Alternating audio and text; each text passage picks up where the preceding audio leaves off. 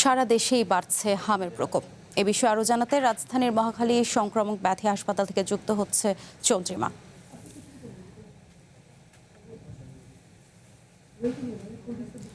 চন্দ্রিমা, হাম পরিস্থিতি নিয়ে চিকিৎসকরা কি বলছেন এ বিষয়ে জানাবেন, আর আরেকটু জানাবেন যে স্বজনদের কোনো ধরনের ভোগান্তি বা রোগীদের কোনো ধরনের ভোগান্তি পোহাতে হচ্ছে কিনা।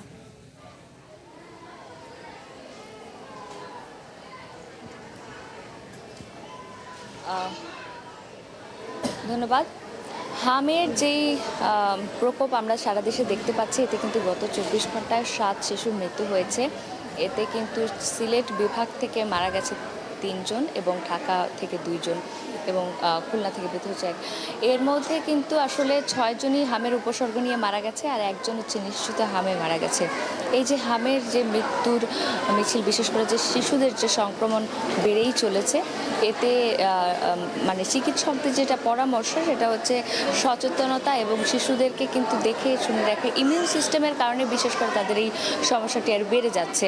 ইমিউন সিস্টেম কমে যাওয়ার কারণে কিন্তু শিশুরা খুব দ্রুত এই রোগে আক্রান্ত হচ্ছে। একই সাথে যেই শিশুরা আক্রান্ত হয়েছে, একটি আক্রান্ত শিশু কিন্তু 12 থেকে 18 জন সুস্থ শিশুকে সংক্রমণ ছড়ানোর জন্য কিন্তু ছড়াতে পারে। সেক্ষেত্রে কিন্তু বৃদ্ধি করা এবং শিশুদের প্রতি আরও যত্নশীল হওয়ার কিন্তু কোনো বিকল্প নেই।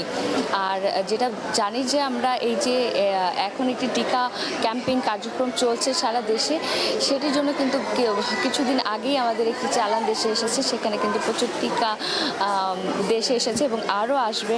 কিন্তু এই যে আসলে দেখা যাচ্ছে যে হাসপাতালগুলোতে কিন্তু ঢাকার বাইরে থেকে আসা রোগীর সংখ্যা সবচেয়ে বেশি এবং তাদের সাথে কথা বলে যেটা জানা গেছে যে পরিবারের লোকজন যারা বলছেন যে প্রথম দিকে তারা হাম ছাড়াও অন্যান্য উপসর্গ নিয়ে প্রথমে তাদের উপজেলা বা জেলার স্থানীয় হাসপাতালগুলোতে ভর্তি হয়। পরবর্তীতে সেখানে যখন দেখা যায় যে এটি আসলে হামের উপসর্গ, তখনই কিন্তু তাদেরকে ঢাকাতে পাঠিয়ে দেওয়া হয়েছে বা হয় এবং তার পরবর্তীতে কিন্তু হাম নির্ণয়ের যে টেস্টটি সেটি করা হয়। এবং অনেক ক্ষেত্রে দেখা যায় টেস্টটি হতে এই যে দেরি হয় বা চিহ্নিত করতে যে দেরির ব্যাপারটি, এতে কিন্তু সঠিক চিকিৎসারও একটি ঘাটতি থেকে যায়, যে কারণে আসলে ঢাকার বাইরে থেকে আগত শিশুদের আক্রান্ত হওয়া বা তাদের শারীরিক পরিস্থিতি আরও জটিল হয়ে যাওয়ার